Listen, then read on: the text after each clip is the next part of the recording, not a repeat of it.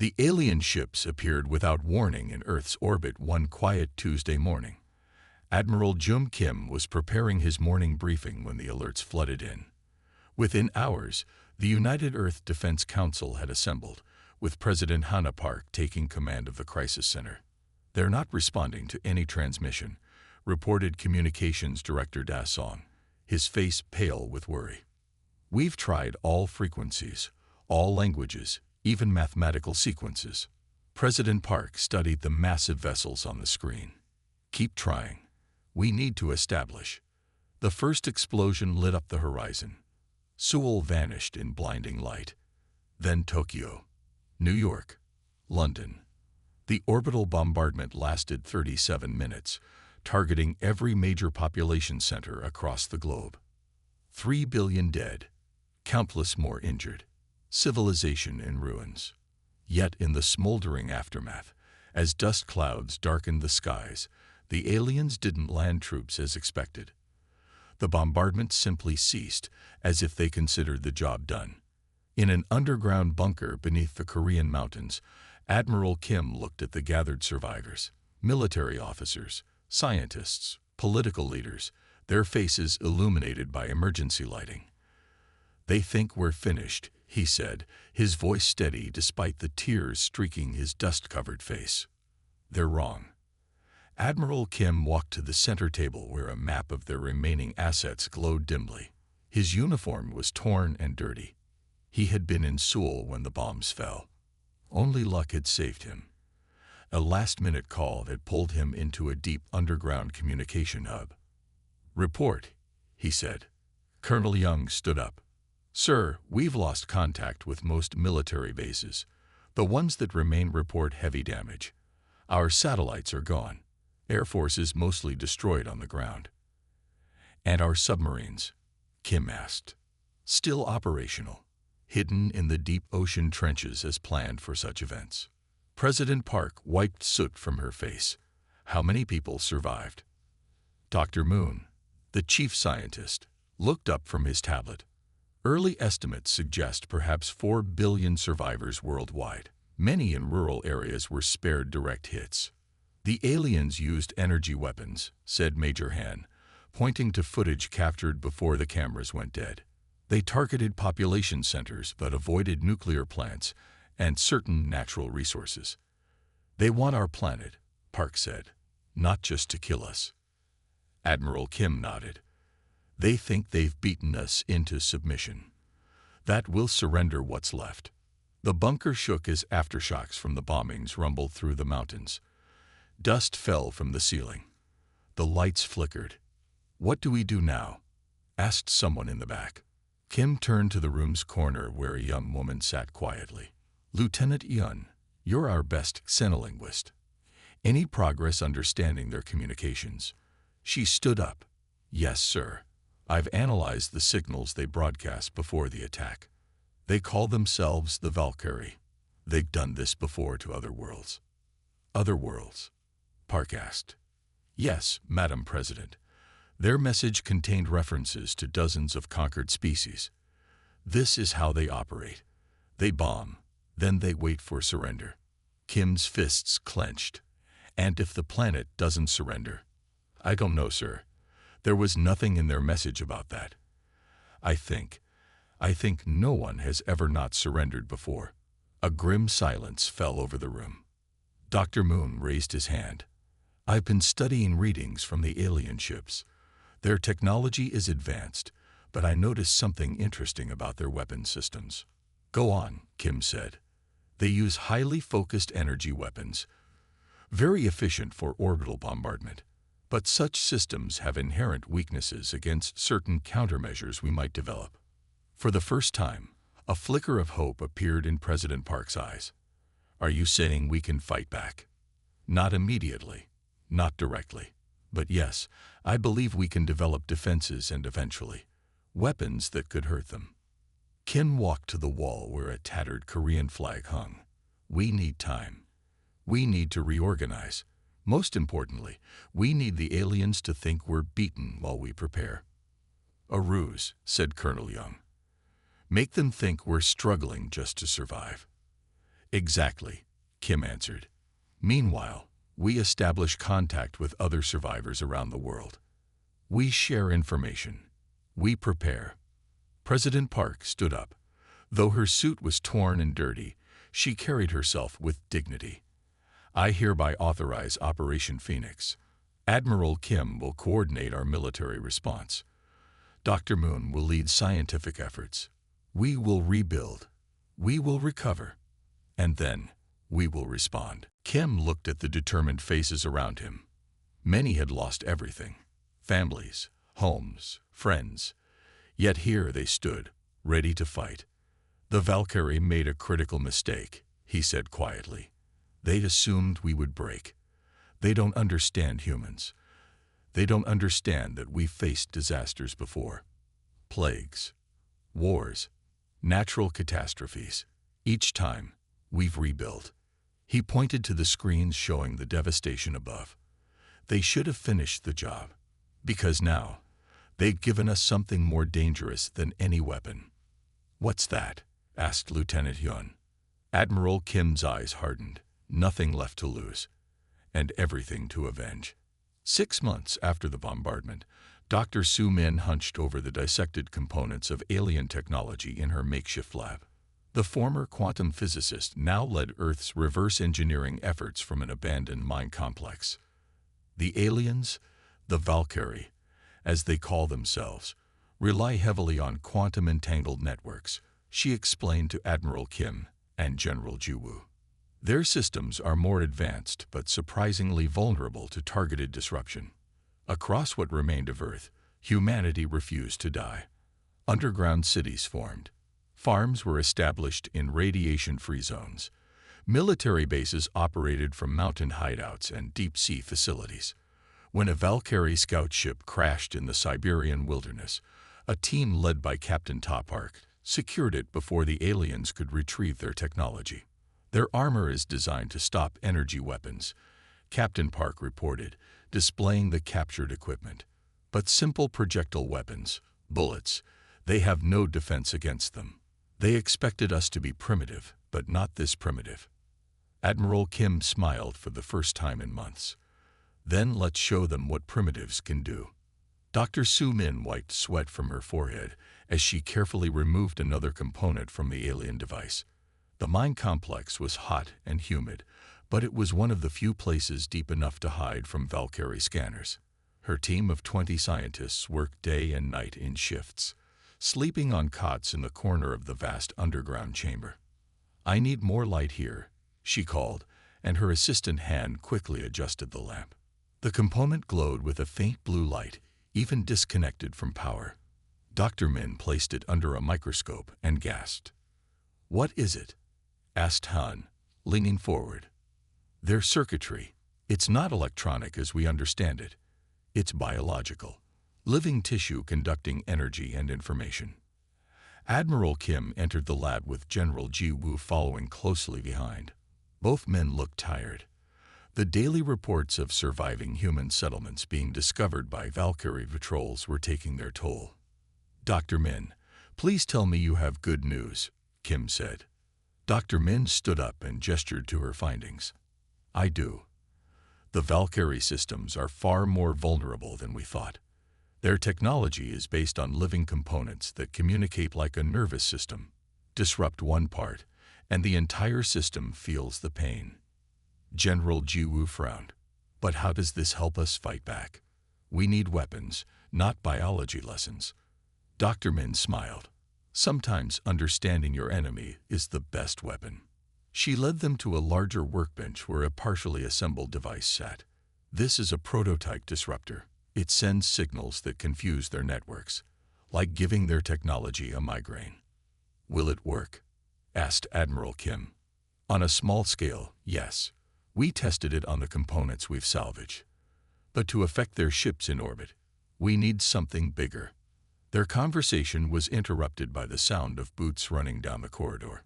Captain Park burst into the lab, his face flushed with excitement. "Admiral, General, we found something. Something big." The screen in the command center showed grainy footage from body cameras. Captain Park's team had been tracking Valkyrie movements in the Siberian wilderness when they witnessed a scout ship crash landing. The ship had malfunctioned mid-flight and plummeted into a dense forest. "We moved in before their recovery teams arrived," Captain Park explained. "We lost 2 good people to their security systems, but we secured the ship and everything in it." The footage showed human soldiers dragging alien bodies from the wreckage. The Valkyrie were tall, with gray skin and 4 arms. Their faces were flat, with large black eyes. "Their ship is mostly intact," continued Park, "and we captured this." He pointed to a container being carried by 4 soldiers, one of their officers, still alive. A murmur ran through the command center. This was the first living Valkyrie captured since the bombardment. "Where is the ship now?" asked Admiral Kim. "Hidden in an abandoned mine shaft 50 kilometers from the crash site. We covered our tracks. The Valkyrie search teams think the ship was destroyed in the crash and are just recovering debris." Admiral Kim turned to Dr. Min. "This is your chance. A working ship with intact systems." Dr. Min nodded eagerly. "I'll need to see it immediately." 2 days later, Dr. Min stood inside the alien vessel. The interior was strange. Curved walls with no sharp edges, controls that responded to touch, and a faint smell like cinnamon and metal. "Look at this," she said, pointing to the armor suits hanging in what appeared to be a locker room. "The material is designed to absorb and disperse energy weapons. Very advanced." Captain Park picked up one of the alien weapons. "Their guns fire energy pulses. No bullets, no shells." Dr. Min examined the weapon. "They probably haven't used physical projectiles in centuries. They've evolved beyond them." Captain Park grinned and pulled out his pistol. "So our primitive bullets would go right through their armor." "Exactly," Dr. Min confirmed. "They've designed defenses against the weapons they expect to face, not against what they consider obsolete." When they returned to the main base, Admiral Kim called a council meeting. Representatives from surviving military and scientific communities worldwide joined via secure channels. "Dr. Min has confirmed what we suspected," Kim announced. "The Valkyrie have weaknesses we can exploit. Their technology is vulnerable to disruption. Their defenses have gaps we can target." "And the captured alien?" asked someone on the screen. "Being interrogated," replied General Juwu. "It's difficult without a common language, but we're making progress." Dr. Min stepped forward. "I believe we now have enough understanding of their technology to begin developing effective countermeasures. With the captured ship, we can even start thinking about taking the fight back to them." For the first time since the bombardment, a feeling of hope spread through the room. Admiral Kim looked at the gathered faces, determined and ready. "The Valkyrie think they've conquered us. They believe we're just struggling to survive. They don't realize we're preparing to fight back." He turned to a map showing the locations of hidden human bases around the world. "We are scattered, but we are not defeated. We are the resistance. And soon, we will show the Valkyrie exactly what primitives can do." Operation Lazarus is go, Admiral Kim announced 1 year after the bombardment. Earth's surviving shipyards had worked in secret, creating vessels incorporating modified Valkyrie technology. The ships were smaller than the aliens' massive cruisers but faster and, crucially, equipped with stealth systems the Valkyrie couldn't detect. Commander Sun Lee stood on the bridge of the EDS Vengeance, Earth's first FTL-capable warship. Her crew, like all those in the hastily assembled fleet, had trained relentlessly for this mission. "We have one shot at this," she told her crew. "The Valkyrie homeland is 14 light-years away. They don't expect us to reach their homeworld. They don't expect us to have FTL capabilities. They certainly don't expect us to fight back." The fleet jumped to FTL, vanishing from Earth's solar system. When they arrived at the Valkyrie homeworld, they found a celebration underway. The conquest of Earth was being commemorated with massive public events. "Deploy the disruptors," Commander Lee ordered. The specialized weapons, designed by Dr. Su Min, targeted the quantum network that governed all Valkyrie technology. Across their planet, systems failed. Defense grids collapsed. Communications went silent. "Now," said Commander Lee, "we talk." The 5 ships of Earth's fleet hung in orbit around the Valkyrie homeworld. They were small compared to the massive alien vessels, but they were fast and deadly. The main ship, EDS Vengeance, was commanded by Sun Lee, one of Earth's few surviving space fleet officers. Commander Lee looked out at the blue-green planet below. Unlike Earth with its vast oceans, the Valkyrie world had small seas scattered across its surface. Great cities sprawled across the land, connected by glowing transport lines. Until minutes ago, those cities had been lit up in celebration. Now, most were dark. "Status report," Commander Lee said, her voice calm despite the tension on the bridge. "Disruptors working at 98% efficiency," reported Officer Yoon from the weapons station. "Their planetary defense grid is down. Their orbital platforms are offline. Their ships are dead in space." "Any sign they're recovering?" Lee asked. "No, Commander. Dr. Min's device worked perfectly. Their quantum network is in chaos. It will take them hours to switch to backup systems." Lee nodded. "Good. Open a channel to their government center. Let's see if they're ready to listen." On the main screen, the face of a Valkyrie appeared. The alien had gray skin, large black eyes, and no visible nose. It looked shocked. "This is Commander Sun Lee of Earth Defense Ship Vengeance. We would like to speak to your leaders." The alien spoke, its voice translated by the systems they had developed from studying the captured Valkyrie. How are you here?" "This is impossible. You are a primitive species." Lee smiled coldly. "As you can see, we're not as primitive as you thought. Your attack on Earth was a mistake. We're here to make sure you understand that." The screen went dark as the alien cut the connection. "They're trying to restart their defense systems," reported Officer Yoon. "Should we hit them again?" Lee shook her head. "No, they need to understand we could destroy them, but are choosing not to. Yet." She turned to her communications officer. "Send the prepared message on all frequencies." All across the Valkyrie planet, screens lit up with the face of Admiral Kim. "People of the Valkyrie Imperium, 1 year ago, you attacked Earth without warning. You killed billions of our people. You thought we would surrender or die. You were wrong. We have disabled your technology. We could destroy your cities now, just as you destroyed ours. But we are not like you. We do not attack civilians.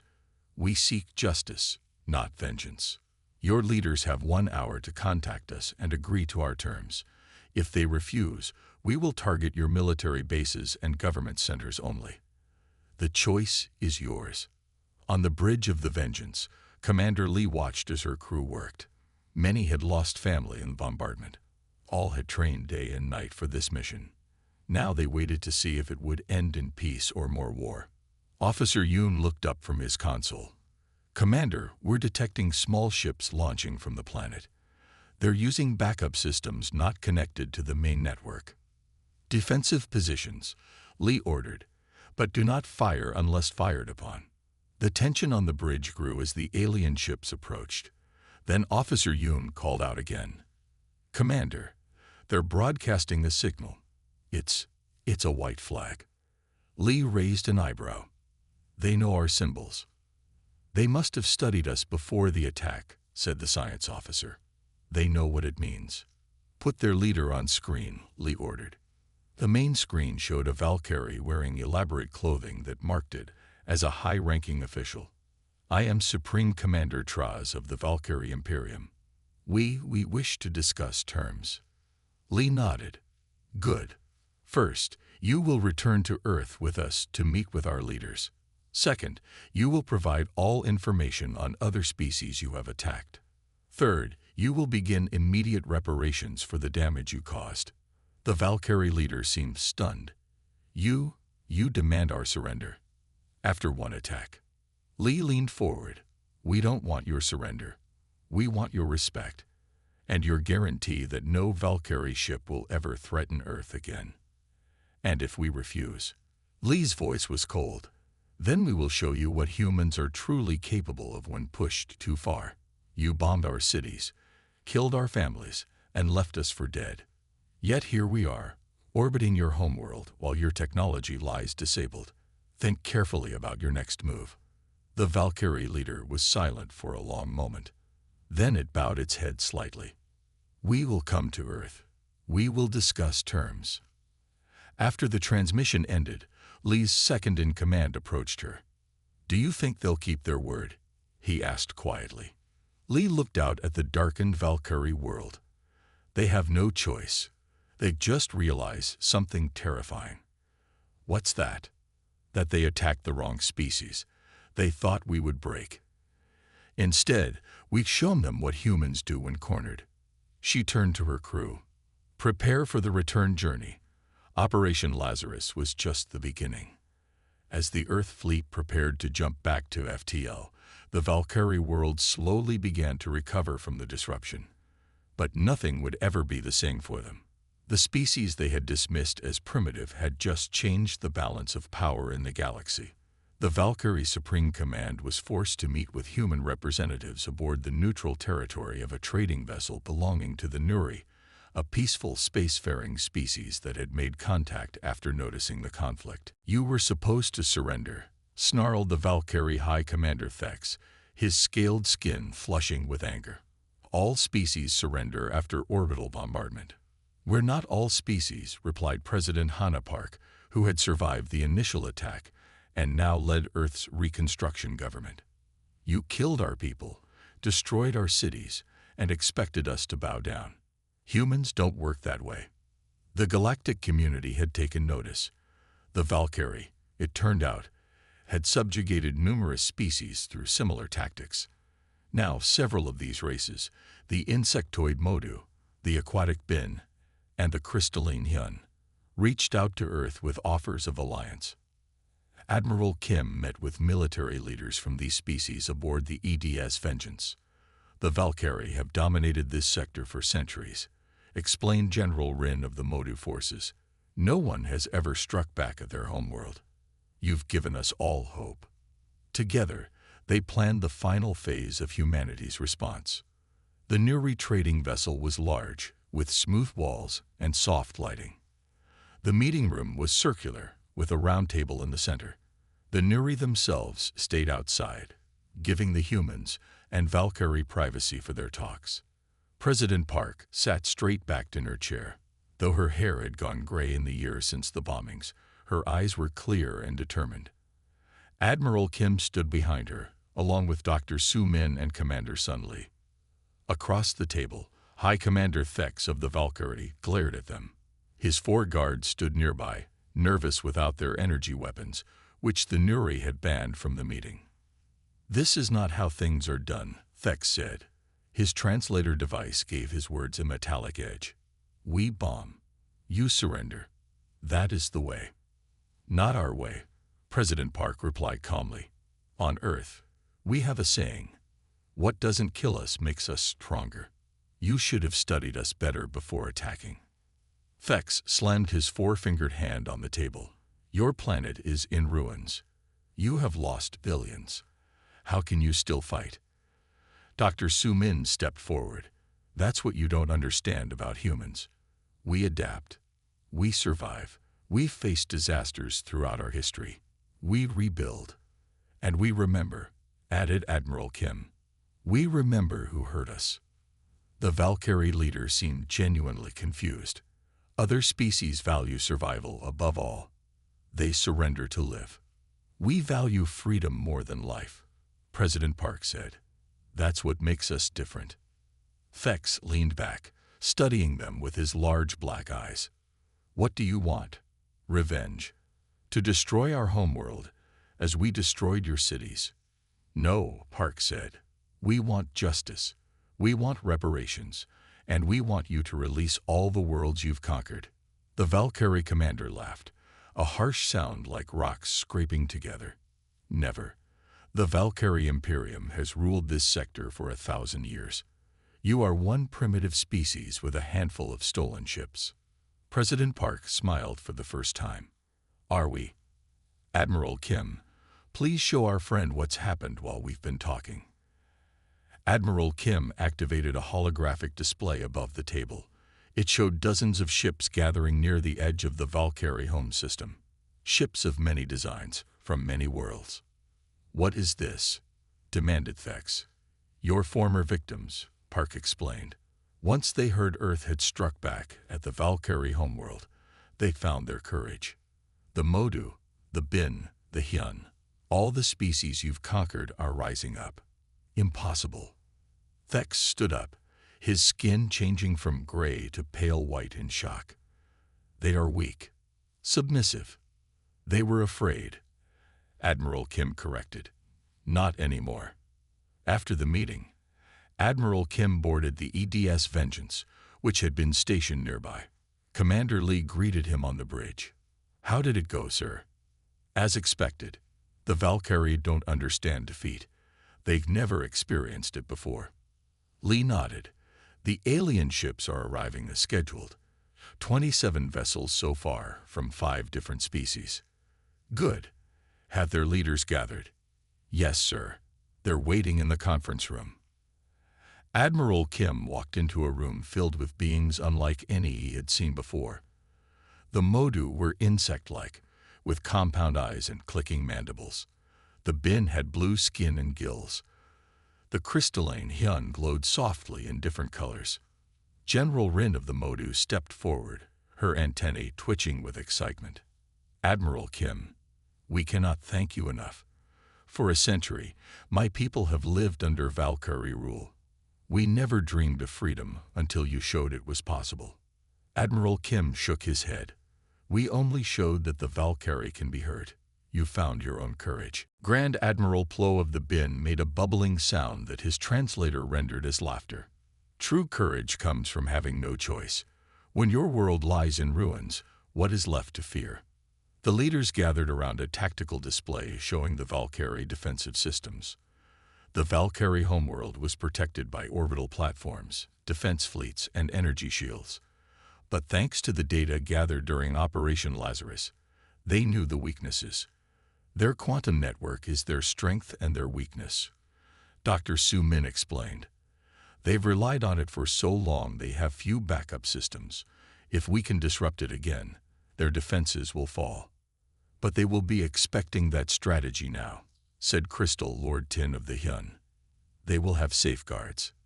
Commander Lee nodded, which is why we attack in multiple ways. Some ships will target their network. Others will use conventional weapons. Their defenses can't handle both at once. Admiral Kim looked at the assembled leaders. This is our one chance. If we fail, the Valkyrie will destroy all of us. But if we succeed, we can end 1,000 years of tyranny. And what then? Asked General Rin. If we win, what happens after? President Park, who had just entered the room, answered. Then we build something better. A coalition of free worlds, working together. No more conquerors, no more victims. The alien leaders looked at each other, then back at the humans. The Hyun Crystal Lord glowed brighter.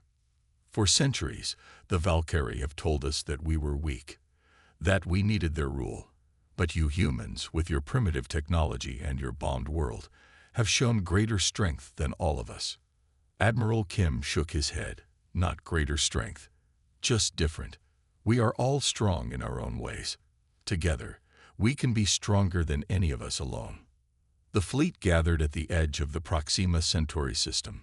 57 ships from 6 species, united against a common enemy. The largest coalition the sector had ever seen. And at its heart, the human vessels, smaller but faster, with weapons the Valkyrie had never faced before.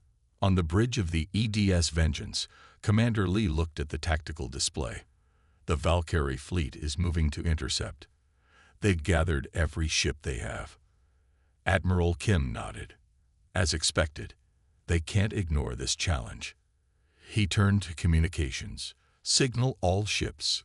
Operation Freedom begins now.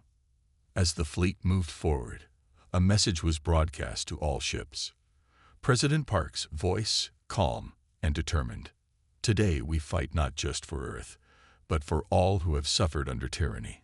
Today we prove that no empire, no matter how powerful, can stand against those who fight for freedom. The two fleets approached each other.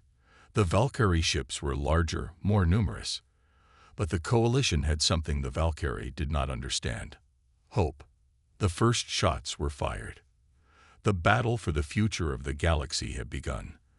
The combined fleet of human and allied ships engaged the Valkyrie Armada in the decisive Battle of Proxima Centauri. Though outnumbered, the coalition forces used tactics developed by Admiral Kim, unpredictable attack patterns, and primitive but effective weapons the Valkyrie had no defense against. After 3 days of fighting, the Valkyrie fleet surrendered. 5 years after the bombing of Earth, President Park addressed the newly formed Galactic Council, where humanity had been granted full membership. "We come to this council not seeking revenge but justice," she declared. "Earth is rebuilding. With the reparation technology provided by the Valkyrie, our cities rise again, but we will never forget, and we will never again be unprepared." The rebuilding of Earth proceeded rapidly with advanced alien technology. New cities incorporated both human ingenuity and extraterrestrial innovations. Earth's fleet expanded, becoming one of the most respected forces in the galaxy. At a diplomatic function marking the 10th anniversary of First Contact, a young Valkyrie diplomat approached Admiral Kim, now Earth's representative to the Galactic Defense Council. "My people still don't understand," the diplomat said quietly. "How did humans do what no other species could?" Admiral Kim smiled. "You bombed us and left. That was your mistake. You should have finished the job, or better yet, never started it. Remember to tell that to anyone else who might consider attacking Earth." "What happens if they don't listen?" asked the diplomat. Admiral Kim's smile faded. "Then they'll find out what happens next." The Battle of Proxima Centauri lasted 3 days. The space around the star glowed with weapons fire. The combined fleet moved in formations no Valkyrie tactician had ever seen before. Human ships darted between larger alien vessels, using their speed to confuse Valkyrie targeting systems. On the first day, the coalition fleet lost 12 ships. The Valkyrie lost 27. Admiral Kim watched from the command center of the EDS Vengeance. The ship shook as energy blasts hit their shields. "Shields at 60%, reported Officer Yoon. "Enemy cruiser approaching from Sector 4. Commander Lee piloted the ship in a tight spiral, avoiding the worst of the enemy fire. "Ready main guns," she ordered. The Vengeance fired its main weapons, not energy beams like the Valkyrie used, but simple metal projectiles accelerated to near light speed. The Valkyrie cruiser's shields were designed to stop energy weapons. The projectiles passed through like they weren't there, tearing holes in the alien ship. "Direct hit," said Yoon.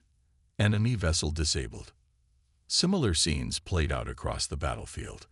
The Valkyrie had never faced an enemy like this, one that used tactics they couldn't predict and weapons they couldn't stop.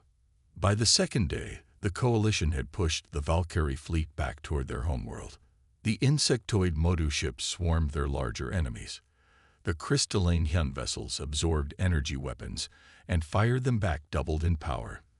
The aquatic bin deployed living weapons that attached to Valkyrie ships and disrupted their systems. And through it all, the human ships darted and weaved, striking where least expected.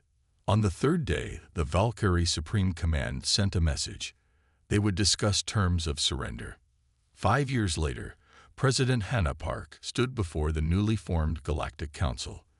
The Great Hall was filled with representatives from 32 species. Some had been Valkyrie victims. Others were neutral powers drawn by news of the conflict. All watched the human leader with interest.